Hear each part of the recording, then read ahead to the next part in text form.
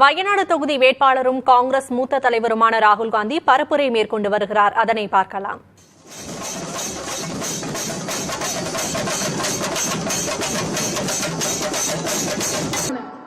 It is a commitment to every individual that we will allow you to live peacefully and happily in this country. Indian ഭരണഘടന എന്ന് പറയുന്നത് ഈ രാജ്യത്തെ ഓരോ വ്യക്തിക്കും സന്തോഷത്തോടുകൂടിയും സമാധാനത്തോടുകൂടിയും ഈ രാജ്യത്ത് ജീവിക്കാൻ സാധിക്കും എന്ന് നൽകുന്ന ഉറപ്പാണ് ഇന്ത്യൻ ഭരണഘടന. And when the BJP MPs say that they will change the constitution of our country, they are insulting the intelligence of every single Indian.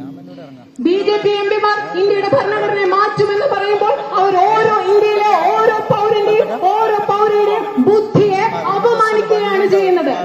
They are insulting all the different states, all the different languages, all the different histories and traditions. രാജ്യത്തെ പല സംസ്ഥാനങ്ങളെ, പല ഭാഷകളെ, പല പാരമ്പര്യങ്ങളെ, ചരിത്രങ്ങളെ അധിക്ഷേപിക്കുകയാണ് Indian ഭരണഘടനയെ ഞങ്ങൾ മാറ്റുമെന്ന് പറയുന്നതിലൂടെ BJP എംപിമാർ ചെയ്യുന്നത്. You must have seen a few days ago the BJP released their manifesto. നിങ്ങൾ കണ്ടു കാണും, കുറച്ച് ദിവസങ്ങൾക്ക് മുമ്പ് BJP അവരുടെ പ്രകടന പത്രിക പുറത്തിറക്കി. And the Congress party also released their manifesto. Congress പാർട്ടിയും നമ്മളുടെ മാനിഫെസ്റ്റോ പ്രകടന പത്രിക അതിനു മുമ്പ് തന്നെ പുറത്തിറക്കിയിരുന്നു.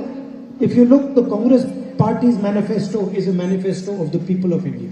നിങ്ങൾ ഇന്ത്യൻ നാഷണൽ കോൺഗ്രസിന്റെ പ്രകടന പത്രികയെ നോക്കുകയാണെങ്കിൽ, വായിക്കുകയാണെങ്കിൽ മനസ്സിലാക്കാൻ സാധിക്കും, ഇന്ത്യൻ നാഷണൽ കോൺഗ്രസിന്റെ പ്രകടന പത്രിക എന്നത് ഈ രാജ്യത്തെ. கேரள மாநிலம் வயநாடு தொகுதியில் காங்கிரஸ் மூத்த தலைவர் ராகுல் காந்தி பரப்புரை மேற்கொண்டு வந்தார். அந்த காட்சிகளை பார்த்து